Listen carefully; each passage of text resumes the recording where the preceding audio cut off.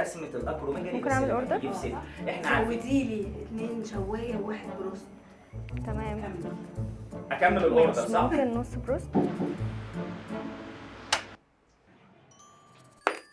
وان شاء الله المحاضرات الطلبه هتسمعها على الطاقه الشمسيه ولا ايه؟ امال احنا عاملين محاضرات اوفلاين ليه؟ ما علشان الطالب يقدر يحملها في اي وقت ويشوفها.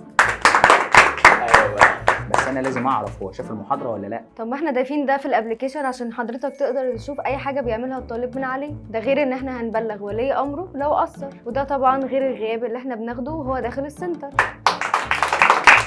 طب والامتحانات الورقيه ده انا السنه اللي فاتت عامل 64 امتحان، فما بالك السنه دي؟ امال احنا ضفنا تصحيح البابل شيت ليه؟ عشان الطالب سواء كان اونلاين او فيس تو فيس يقدر يعرف اخطائه، وده طبعا مش هيغنيه عن الامتحانات الورقيه اللي هتبقى في السنتر. ده غير طبعا الامتحانات الشامله، وانك حضرتك بتطلع معاهم لايف في اي وقت وغيره وغيره وغيره.